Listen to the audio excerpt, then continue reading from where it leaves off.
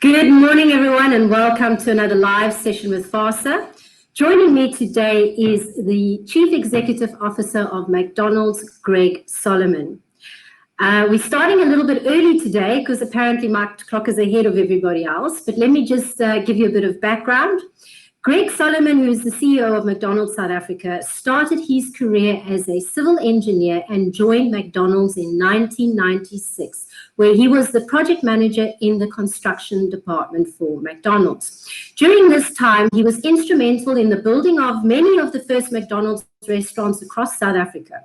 Greg believes that to lead, you have to have followed, and this is evident in the clear path that he took in developing his career at McDonald's.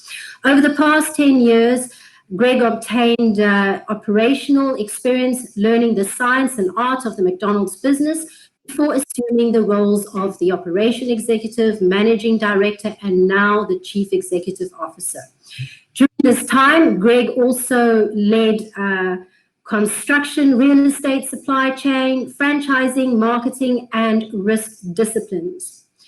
Greg leads by example and manages his business by empowering people and balancing a customer-focused strategy with constantly transforming the brand and shareholder returns. His leadership has resulted in 10 years of revenue, marketing share, and profit growth. Greg's unwavering drive has also seen him as an elected board member of McDonald's South Africa and of the Transformation and Sustainability Committee. Wow, the hamburger guy, Greg from McDonald's. Hello and welcome, Greg. Hey, welcome, thank you. You should have just said the hamburger guy. We didn't have to have the whole long... Yeah, I agree, but it's also good to know a person's background and experience, especially with such a big brand like McDonald's and one that so many people love and know and have had experience. I know I've eaten quite a lot of McDonald's in my own life.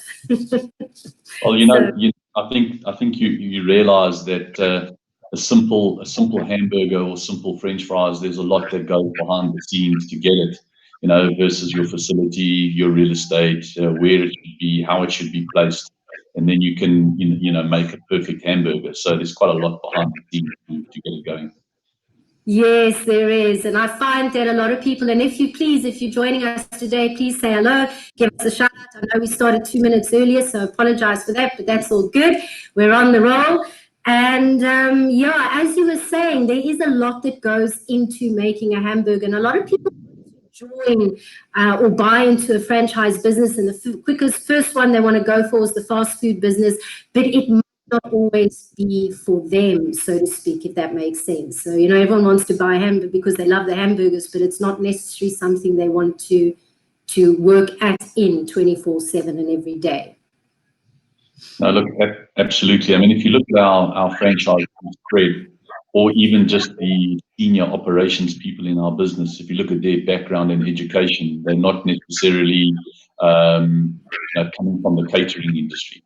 They're very much diverse. We've got bankers, we've got construction people like myself, we've got financiers, we've got a few lawyers. It's not necessarily about your background. It's more around your passion, your alignment around the culture of the business, and also a shared aspiration of where we want to take the brand. That's who we look for in partners. Right, yes. That is very true. That is very true. Sorry, I was reading a message. Hello from Janine over there. And Tandi's just saying that she can't see anything, which is quite bizarre because we've had, it normally does come live. So let's have a look. Let me just read the messages before we get started. Okay, so we definitely are live. All right, so my first question to you is, what do you think the impact has been to the industry since the national lockdown, and what opportunities were there for entrepreneurs within this space other than just doing deliveries? Well, we know that as of yesterday, we now opened up drive-thru, and we've opened up front counter. So since you invited me on your show, the whole world has changed, certainly for McDonald's. But maybe let me go back 60 days before we forget. because we cannot afford to forget what happened in the last 60 days. Effectively, and you talk about industry, because we are sitting on a FASA type of environment where the people listening to us are not just fast food people. We're a group of franchisees and entrepreneurs. And depending on what industry you're in, I guess if you were in the hygiene and gloves and mask business, maybe you'd have a different view. But generally speaking, the last 60 days has been nothing short of devastating. Yeah. And it all depends on how you came into this particular period. If you came in reasonably strong, or if you came in weak. But at the end of the day, we now need to climb ourselves out of this hole. Many of us have got deferments in payments. Many of us have got terms with the bank. Many of us have negotiated something with our suppliers, and we've got this heap of debt now that we need to climb ourselves out. I almost think that what COVID-19 has done for business is it accelerated what I believe the trend that were going to happen over the last decade. It's accelerated those trends in the next 2 years. So any form of fourth industrial revolution trend, any digitalization of your world trend, any driving cars differently trend, all of those trends that were going to happen in the next 10 years are certainly going to happen quicker. So for those businesses out there that were really thinking about levels of strategy, those businesses that were really thinking about transforming their business, I think we talk about in business a V curve and a U curve. The V curve is how quick you come out of this hole. Let's call it a hole in the meantime, because a certain amount of depression is much longer, and a recession and a depression, we're certainly in that period of time. Versus a U or an L curve, it's going to take much longer to come out. But my single biggest message to my team, my franchisees, and certainly to your listeners today, is that we're not going to resume business. Yesterday we opened up drive-thru. It was a good day for us, but this is going to take us at least 12 to 18 months to dig ourselves out of this. And I'm afraid to say, for those businesses that were deep in a hole before COVID, we're going to have to think really, really carefully. Those businesses are at serious risk. Yes, that is so true. And I think the restaurant industry, as plus as hairdressing salon, quite a few businesses, I think, was really, really severely impacted, which is very sad because some of them won't be able to reopen. So this is a very, and I think, you have to, like you were saying, with the trends that are coming, it's only accelerated those trends. So you have to kind of adapt and evolve, because if you don't adapt and evolve, you are going to be left behind, and quite far behind at that.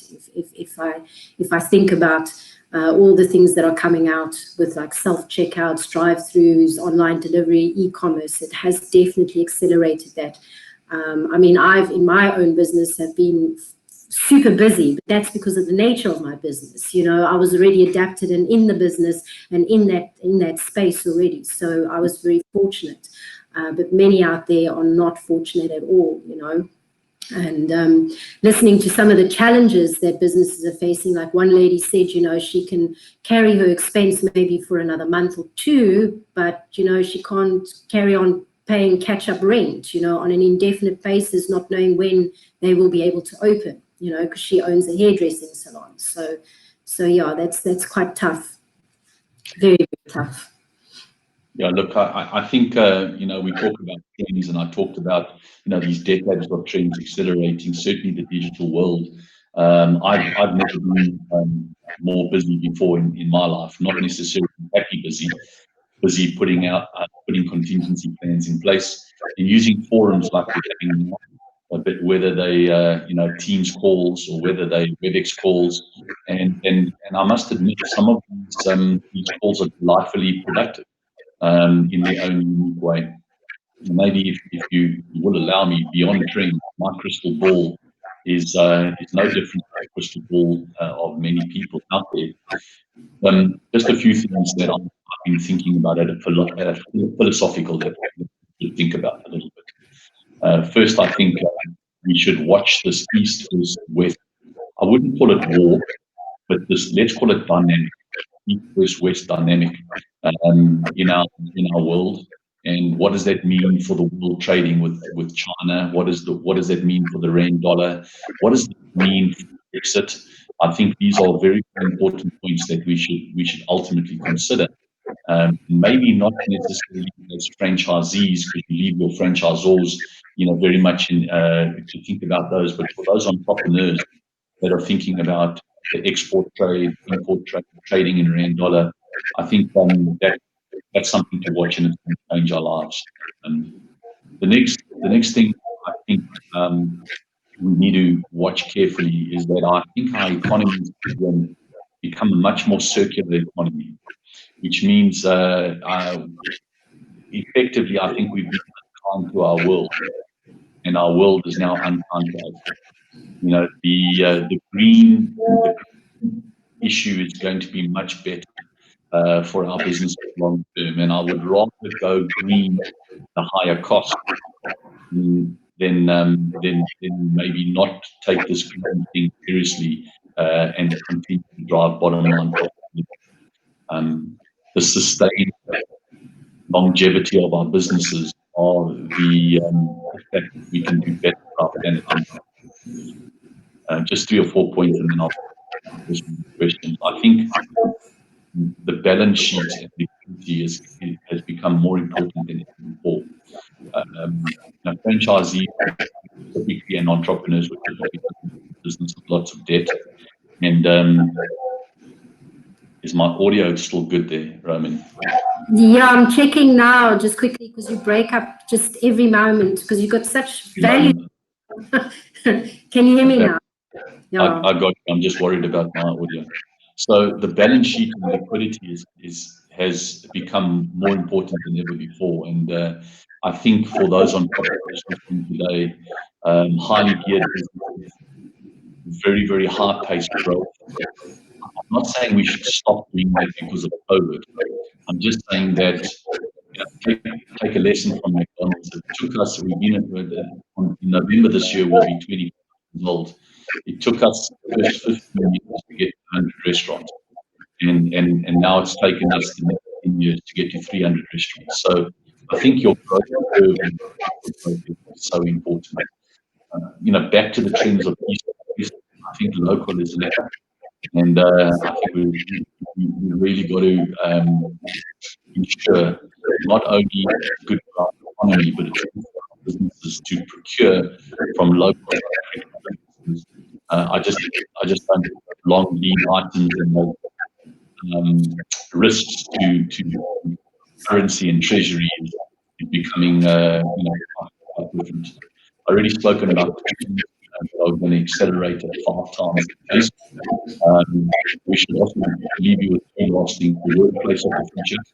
I'm already thinking about it and changing the business aggressively of what that looks like and what productivity is. But I think the customer will be on the game for us. Don't try and necessarily be in and try to define it for the customer. If the external world is changing more rapidly than your internal world, you'll become irrelevant in a heartbeat. Sorry, just repeat that last part. If the external world is changing more rapidly, yes, than your internal world, then I think you'll become irrelevant quicker than you think. I agree with that. I agree. And I think a lot of people don't realize that, that they might be relevant today in their jobs, but tomorrow, you're not going to be relevant. So I like that. Thank you for sharing that. It's very important. Sorry, we couldn't hear you there. That's why I asked you to repeat it. And I thought it was such a nice statement. Yeah. And what would you say? So coming to that, when you're saying about the East and the West and transforming and changing the countries, local is lacquer, and I think more community-based businesses will probably become more popular. For McDonald's, for the brand, that promises convenience. What has this meant to you, considering that you've had to, say, operate on deliveries only? Well, I think that's all history. I've been canvassing and speaking quite robustly about delivery. But look, the government had a view that delivery was what they wanted to phase this back in. And I do agree with general phasing of the economy back in. Perhaps I may have differed in the sequence of phasing and the prioritization and the decision of the phasing. So effectively for McDonald's, delivery was like taking 100% of our business and pushing it down a plus or minus 10% channel. Very, very difficult for us operationally to be able to do that, and to be quite honest, frustrated a lot of customers. And it needs to say that's behind us now. We've now opened up drive-thru. Drive-thru is a significant way over 50% of our total business. We opened up 270 odd of our 300 restaurants yesterday, and the response was overwhelmingly good. Drive-thru is a very secure contactless type of transfer. We've still got a very big sit-down restaurant business that remains closed, and that remains concerning for us. But not as concerning as the former sit-down restaurants. You know,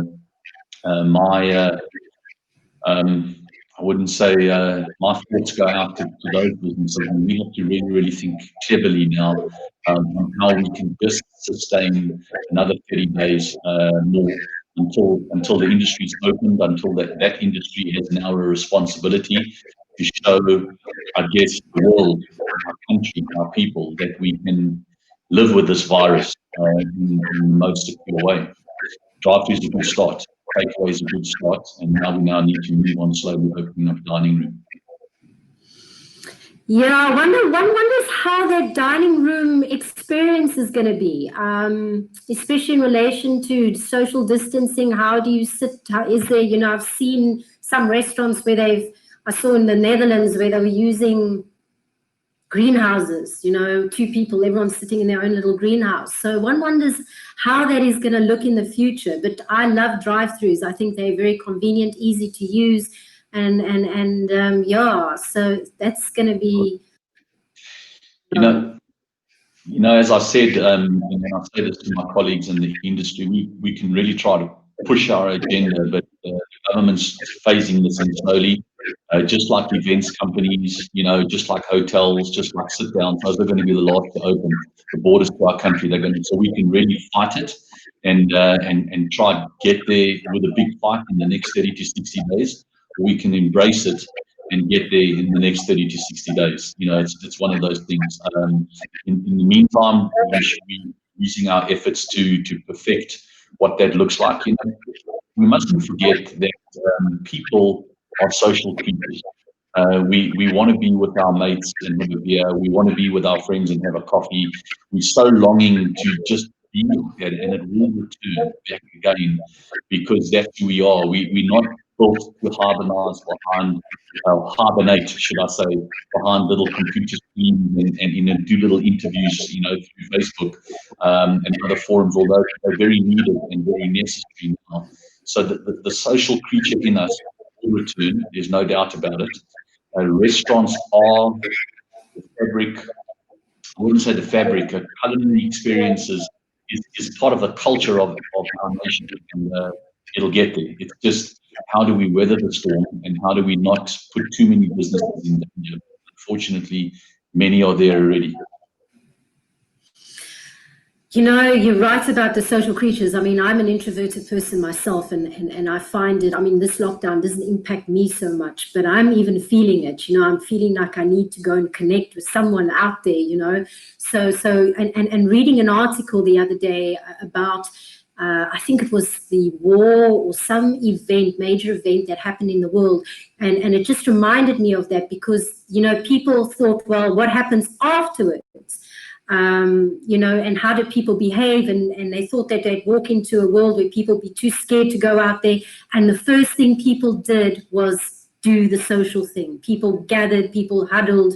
So even after a major event like the war or a major epidemic, that was the first thing that human nature did, was they needed to go and connect and meet and socialize with each other. So that's quite an interesting observation. So thank you for sharing that as well. And what would you say is the important business lessons that you've learned from this pandemic? I think the first one you need to do is you need to understand what type of contingency plans you have in place. think about it like a chess player or a chess master. You don't know how you're going to win the game because you don't know what the opponent or the environment is going to give to you. But what you do is you know very well that you're a well-versed chess person. You understand the chess moves, if I can use it in that way. You're probably anticipating what your opponent's going to play 3 or 4 moves ahead, and you've probably got 3 or 4 moves in your back pocket. So it's about upskilling that you can play the game well. It's about having contingency plans that you know what your next 2 moves are, anticipating what the environment is going to throw at you. And that gives you resilience, and that gives you what I call nimbleness. It's very, very important to be nimble these days, to move quick. Boom, here comes level 4. I mean, does everybody know what they're going to do when level 4 comes? If you're still waiting and planning, you've already lost the competitive advantage. If you're ready for level 4 to open, level 2 to open, we're already out of level 4.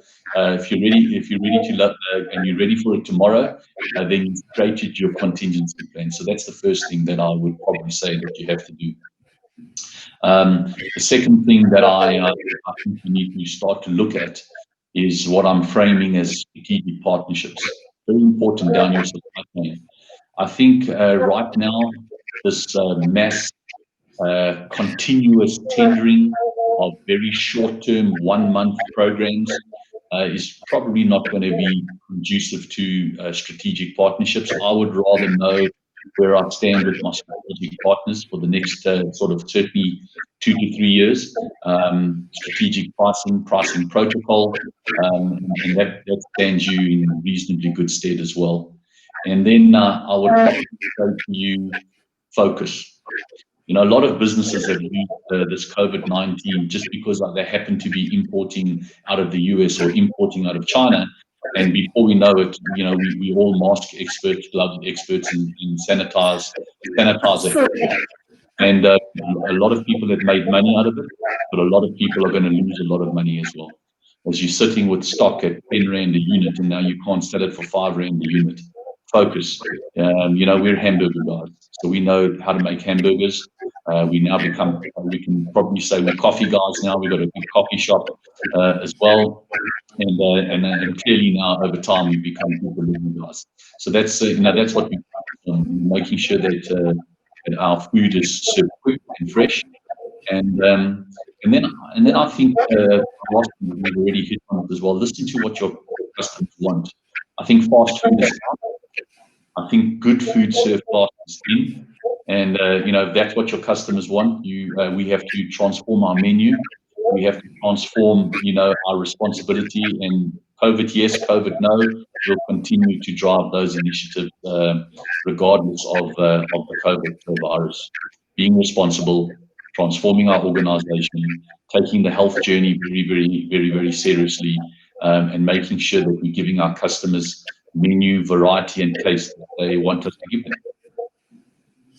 I reckon it's always about do what you know and love what you do, because I know I've seen, and I was thinking as well last night, just thinking about some people that I know that have all gone into the mask producing and sanitization, and I think to myself, how long is that sustainable? Are we moving into a world where this will be a permanent thing, or will it just be a short-term thing? Will wearing masks be going on forever as part of life's thing? And I think looking at different ways of doing things going forward, how the world is changing in terms of artificial intelligence, robotics, and those kind of businesses, I think, or ideas one should look at. So I really love your train of thought there. I could talk to you all day on this. Well, you said doing things differently. For me, innovation is often not doing different things. Innovation is often doing things differently, the same thing differently. And I think we really need to look at that very, very carefully. You stay focused. Hamburger's a hamburger, but what is the hamburger of the future? Very much so. So, no, absolutely, very, very important point. Very important. Hi, Sean. Sean has just joined us. Thank you, Sean. I don't think humans are going to stick to the mask thing. Here in the UK, I've only seen 1 in 100 wearing masks. Thank you for sharing that. I'm happy to hear that, because over here it's mandatory and it's really awful. I hope they do away with that soon. So yeah, I think our world will never be the same ever again. And I think, for those that are waiting at home in hibernation, waiting for something to change, we may change and we may take the masks off. I must say, for where I've been here in South Africa, everybody's wearing masks. I'm very, very proud to be a South African at the moment.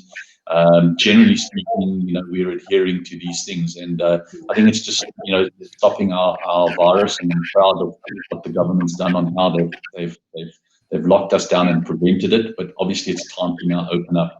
And the new norm for us is, how do we live amongst with this virus in the most safe way? And that is washing our hands, sanitizing our hands, keeping social distancing, wearing face masks, measuring your temperature. These are important things, and if we just do those basic things, we'll beat this, no doubt. Absolutely, I agree. It might be uncomfortable for the short term, but for the long-term outcome, I think it will be beneficial to all.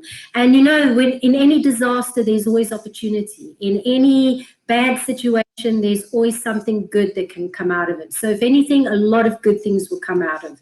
So yeah, I agree with you. What would you say, McDonald's? So how are McDonald's giving back to the community currently? So here in McDonald's South Africa, we like many of our other colleagues around the world, our prime charity is the RMHC, the Ronald McDonald House of Charity. And we have a variety of different programs that sit around that program. The Ronald McDonald House of Charities, our flagship is in the Nelson Mandela Children's Hospital. And we know as a corporate, we're not healthcare givers, or we're not nurses and doctors. So what we can do is we're a family business. And we like to see moms coming with kids and dads coming with kids into our restaurant. So when we thought about the Ronald McDonald House of Charities, we said, as a sick kid, it's an expert hospital, which means you've obviously been referred to the hospital for quite severe treatment that you need. You probably can come from Polokwane or from Western Cape, and you're far away. So we could bring mom and dad close to the kid. That's really what we can do. So if doctors can bring medical care, then McDonald's can bring hope, can bring family togetherness. So it's a 17-room like little hotel, if you want to put it that way. And mom and dad or aunt and uncle or grandparents can stay in that room or in that house for a period of time while their kids are in treatment. So that's our flagship program. We also have Ronald McDonald rooms. We have them in a variety of different hospitals. Baragwanath has had 2. And these rooms are situated near neonatal wards where, often you go to these hospitals, moms their kids are on some sort of a medical machine to keep them alive, and moms sitting on the floor, waiting to see their kids. So these rooms are at least more luxurious rooms where moms can rest and be with themselves. But other than that, we're very involved in our communities. Each McDonald's restaurant is involved with schools, is involved with orphanages, and so we like to keep it very, very close to our door. Gosh, time has gone quickly. That sounds great. Sean says he proudly supports Ronald McDonald House of Charity. Greg, he also says, Greg, I must say that McDonald's has done an incredible job in the UK. We have a few franchise people in their mastermind group, and it has been incredible to see how brilliant McDonald's has been with their communications and proactive in their communications. So in their community work. Sorry, so thank you for sharing that. Which brings me to the question of asking, what has McDonald's planned for the future in relation to the digital side of things? So what does the digital future look like? Well, we must remember we're sitting here in South Africa, and I'm only the CEO of McDonald's South Africa. So I must say that it's a very South Africa view. But look, it's a privilege to belong to a big brand like McDonald's. I think we've taken the digital journey very, very seriously. And digital is not just cell phones for us in a transformation. If you look at some of the latest work we've done in our restaurants here in South Africa last year, we've converted a lot of our lobbies. Unfortunately, our customers can't get access to them now, to what we call self-ordering kiosks.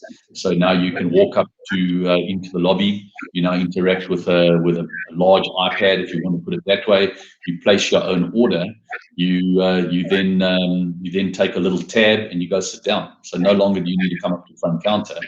And we've been talking a lot about convenience, but we've also talked about that people are social creatures. So our dining rooms have become real awesome spaces for socializing and table service. And what that's allowed us to do is to use our people much stronger on the hospitality side now. And so you'll see people, not quite table service, but you'll see people in our lobby interacting with our people. And that's why I believe it will return there very, very quickly.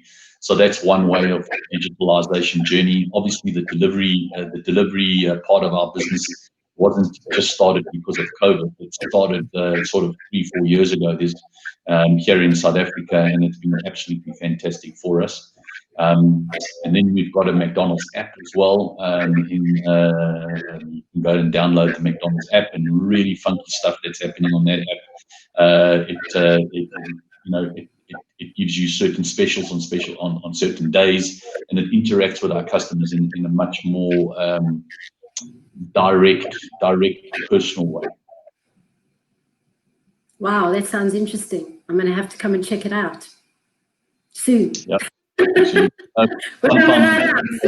Sometimes we think that the digital thing is moving us further away, but actually the digital things brings us so much closer, to the brand and to who we are. And we have on an internal perspective, we have an internal digital platform called the Culture app. McDonald's has 16,000 employees right now. 95% of those employees are all local South African people. I'm very proud that over 60% of our people are women in McDonald's, and many are people with disabilities. So we're very, very inclusive from that perspective, and we take that very, very seriously. But how do you communicate with a workforce of 16,000 people? So we developed our own internal app. I wouldn't say it's a Facebook app, but it's certainly a communication forum where we can communicate probably similar to this, and we can touch 8,500 people straight away. So 8,500 of our people are on that platform, and if we need to get them a message, certainly during this COVID-19, it's been great. We can send them little videos. We can tell them, tips on how to keep safe, and most importantly, when is it ready for them to come back to work. So absolutely crucial. It's brought us even closer. It hasn't given us distance at all. I personally love the online. I love the connecting. I love the social. I've met some great people online, people I've never met before, and then eventually, like a year later or somewhere, I've met them in person. So I do agree with you. Even though it might seem like it's antisocial, it's actually a very social tool that really helps people to open up quite a bit. So yeah, we've run out of time. It's been quite a great chat. Jackie Steinschaden, hope I pronounced that correctly. She says, I agree with you, Greg. There is no going back to normal. It's now about going forward with the way it is now, and we can't sit back and wait. Business needs to adapt to the new environment and reinvent existing products and understand that clients have new and changed needs. Look forward to seeing the changes at McDonald's and how McDonald's are adopting. So thank you for sharing that, Jackie. Any final thoughts before we close, Greg? No, I think Jackie hits the nail on the head on what we've been talking about. I think some big words quickly for your listeners. Number one, flexibility. It's a new word. We've got to keep it there with our people and with our customers. Number two, trust. Trust is a very big word right now. Do your customers trust you in a number of different ways? Number three, probably the pace of your growth. This is time to be responsible. Remember, balance sheet, liquidity, very, very important in the business. Number four, out of my 5 points, think long term and short term. Short term, yeah, delivery and drive-through probably going to be stronger, but long term, think about where your business is going to be. And then the last one is, with the digital world, there's no doubt that you're going to extrapolate deep insights of customer information. They call it big data. Maybe that's a little bit too big, but certainly your systems, your accuracy, your operational excellence is all pivotal around the digital revolution of big and small business. That is great advice. I know I've definitely had some takeaways from this morning's session. I just want to say thank you for your time today, Greg, and thank you for whoever's joined us today. And remember, we are here every Tuesday at 10 o'clock. And if you want to know more about McDonald's, I will post a link to McDonald's in the comment box below after our session. And yes, everyone, thank you for joining us. And in closing, I just want to remind everybody that FASA is a non-profit organization that protects, lobbies, promotes, and develops ethical franchising across all sectors within South Africa, with a specific focus on transformation.